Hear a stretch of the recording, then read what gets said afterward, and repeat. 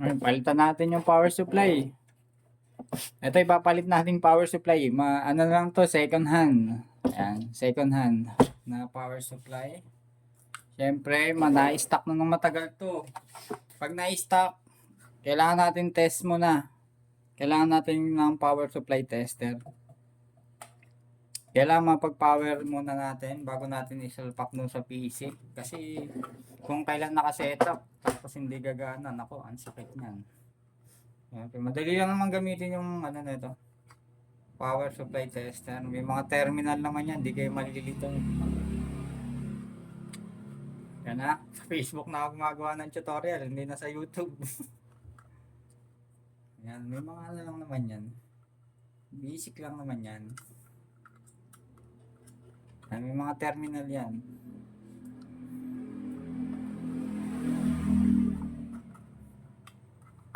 Malawa na, mas magaling pa kayo sa akin gumawa ng PC. Ayan. Binili ko talaga to para bago ko isalpak yung mga power supply. Tinetest ko muna. Depende na lang kung bumili kayo bago. Matik buo yun, syempre. Tested na yan. Ito, second hand na kasi ito, tas na stock. Titingnan ko kung gumagana pa. Yan, ganun lang basic. Tapos, syempre, saksak na natin. Kailangan mapagana niya to mabuhay. Pag hindi nabuhay yan, hindi na siya obra. Ibig sabihin, sira na. Tingnan natin kung gagana. Okay. Kung natin para. Ako, mukhang wala na.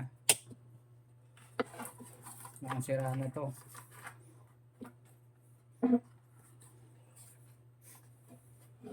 Wala na. Natuluyan na. Meron pang isa pa pala. May kulang pa palang isa. Try natin. Baka dahil naman dun.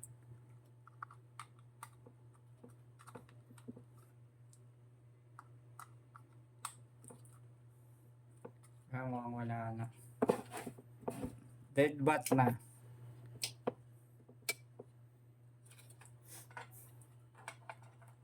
Ayan, mukhang wala na talaga siya. Sira na tong isa. Tagal na rin kasing na-stock nito kaya understandable na pwedeng masira ito. Okay, hanap tayo ng brand nyo, tapos i-test natin para makita nyo. Dapat kasi mapapa-power yan nito kahit hindi nakakonect sa PC.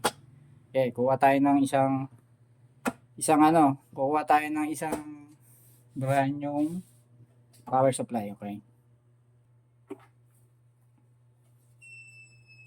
At yun nga, ang nakakalungkot guys, wala na pala akong stock ng brand yung power supply. Kaya bumaklas tayo sa isa nating PC na DDR3. Bumaklas ako ng isang power supply na generic lang. Ngayon, tingnan natin kung gagana ba to. Wala na pala akong stock. Wala nang stock. Ngayon, test natin to gamit tong power tester. Ngayon, ito yung sira ko. Na-stock na rin kasi. Pero dati gumagana ba yan eh. Okay, basican uli natin. Sayang, wala na akong ano.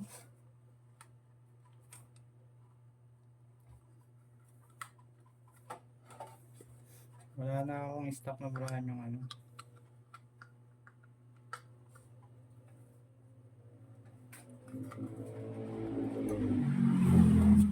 Brand yung power supply. Oh my god. Nasa isa.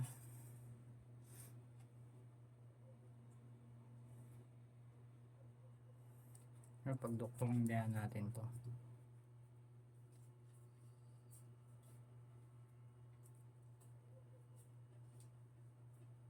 Ako napapagdok lang to eh.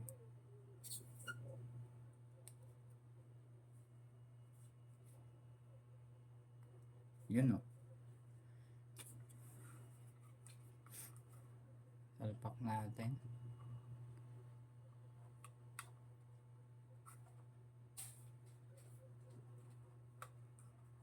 Okay. Ngayon, test natin. Stop natin. So, yan natin. The moment of truth.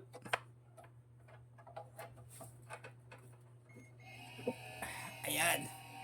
Nakita nyo ba? Ayan, maandar.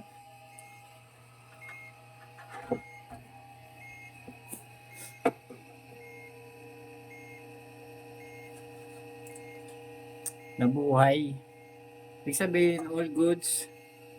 Kung makikita nyo dito, ayan, may mga ano yan eh. Ayan, hindi kita sa camera. May mga, ano tawag dito? May mga bolts yan. May mga bolts. Parang to, 12 volts. It's mean 11.7. Okay. Level. Yung negative, medyo kulang. 12 volt sa plus, sa positive. Level siya. 5 volts, ayos. 3 volts, okay.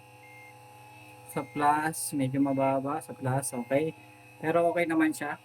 Anong problema dyan? Ayan ang pinakaiba ng dalawa. Eh ngayon, ito, working na siya. Ayan, maririnig nyo, may maandar yan. Ayan, nabuhay. Ayan, may kutsumpan. Okay, di pwede na natin salpak sa PC. Yung isang PC ko na nasira, pwede na natin salpak ng replacement na power supply. Generic lang to. Kita nyo naman yung nangyari dito sa isa. Hindi siya nag-power. Yan.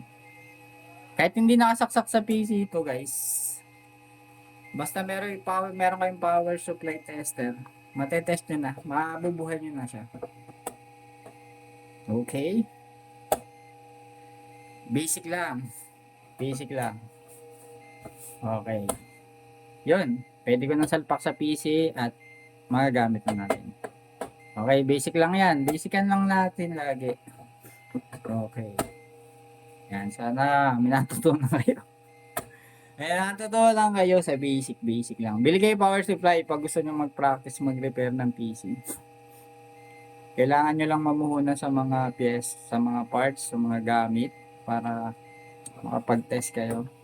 But balang araw mas magaling pa kayo sa akin. Okay guys. Hey, ayos.